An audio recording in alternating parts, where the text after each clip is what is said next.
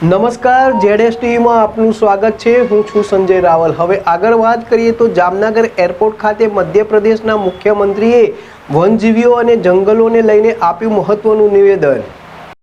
મધ્યપ્રદેશના મુખ્યમંત્રી મોહન યાદવ આજે જામનગરમાં રિલાયન્સ વનતારાના મહેમાન બન્યા છે. ત્યારે આજે બપોરે જામનગર એરપોર્ટ ખાતે મધ્યપ્રદેશના મુખ્યમંત્રી મોહન યાદવનું આગમન થયું હતું. એરપોર્ટ ખાતે ટૂંકું રોકાણ કર્યા બાદ મુખ્યમંત્રી રિલાયન્સ વનતારા ખાતે જવા રવાના થયા હતા. જામનગર નજીક રિલાયન્સ દ્વારા બનાવવામાં આવેલ વનતારાની દેશ વિદેશના મહાનુભાવો એક પછી એક મુલાકાત લઈ રહ્યા છે. ત્યારે આજે ખાસ હવાઈ માર્ગે મધ્યપ્રદેશના મુખ્યમંત્રી મોહન યાદવ પણ જામનગર ખાતે આવી પહોંચ્યા હતા. જામનગર એરપોર્ટથી સીધા રિલાયન્સ વનતારા ખાતે મુલાકાત લેવા માટે મધ્યપ્રદેશના મુખ્યમંત્રી રવાના થયા. એ દરમિયાન તેમના દ્વારા મીડિયા સાથે વાતચીત કરવામાં આવી હતી. મધ્યપ્રદેશના મુખ્યમંત્રીએ વન્યજીવો અને જંગલને લઈને પ્રતિક્રિયા આપતા જણાવ્યું હતું કે દેશનો 9% હિસ્સો ફોરેસ્ટનો છે. ભારતમાં સૌથી વધુ ટાઈગર મધ્યપ્રદેશમાં આવેલા છે. જ્યારે જંગલ સાથે વન્યજીવોની પ્રજાતિઓમાં વધારો થઈ રહ્યો છે. એવા સમયે રેસ્ક્યુ સેન્ટરની પણ તાતી માંગ ઉઠી છે. રેસ્ક્યુ સેન્ટર આવા સમયે બીમાર અને ઘાયલ થયેલા પશુઓ માટે એક આદર્શ બની રહે છે અને જેનું ગુજરાતમાં રિલાયન્સ દ્વારા વનતારા બનાવી એક ઉમદા ઉદાહરણ પૂરું પાડવામાં આવ્યું છે. વન્યજીવોની સારસંભાળના મામલે આજે વનતારા ખાતે મધ્યપ્રદેશના મુખ્યમંત્રી દ્વારા મુલાકાત પણ લેવામાં આવશે.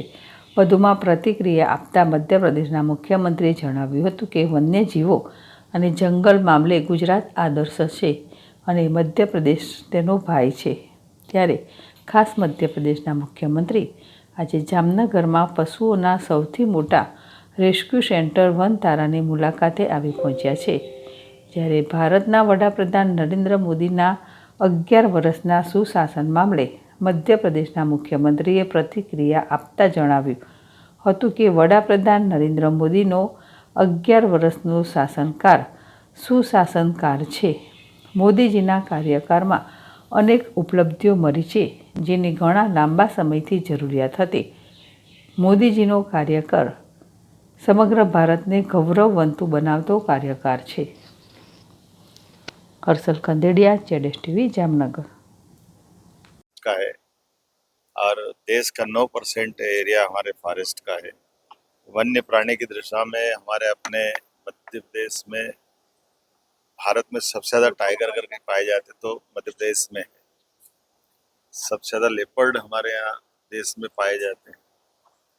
वल्चर से लगा करके घड़ियाल, मगर, अब तो चीता भी एशिया में अगर है तो मध्य प्रदेश में है। यशस्वी प्रधानमंत्री ने 2022 में इस प्रोजेक्ट की शुरुआत, उसकी आबादी भी बढ़ रही है। जब जंगल बड़ा होता है, वन्य जीव संपदा हमारे पास पर्याप्त है, ऐसे में रेस्क्यू सेंटर बनाने की और आवश्यकता है। जानवर बूढ़ा, घायल, बीमार, लावारिस जंगल से बाहर आ जाता है। ऐसे में रेस्क्यू सेंटर आदर्श रूप से गुजरात में बना हुआ है। इस रेस्क्यू सेंटर से हमारे यहाँ मध्य प्रदेश में अभी एकमात्र रेस्क्यू सेंटर भोपाल में बन गया में। भौगोलिक एरिया हमारा बहुत बड़ा है, तो हम उम्मीद कर रहे हैं कि हमारे लिए यहाँ के वन्य जीवों को साल संभाल के लिए जानवरों का आदान प्रदान कराते हुए भी और रेस्क्यू सेंटर में भी एक दूसरे की मदद करने के लिए बड़ी संभावना गुजरात के साथ, उसी परिप्रेक्ष्य में मैं गुजरात में आया हूँ। आज जामनगर में मैं जाने वाला हूँ और उम्मीद करता हूँ कि शाम तक यहाँ रह करके यहाँ के अधिकारियों से भी मिलेंगे। हमने कई अधिकारियों को पहले भेजा भी है, दोबारा भी देखेंगे। हमारे यहाँ वन्य प्राणी और खासकर हमारी सनातन संस्कृति में तो जीव मात्र से प्रेम करने की संस्कृति है। ऐसे में हम सबकी जान की चिंता करें और जंगल को भी आबाद रखें।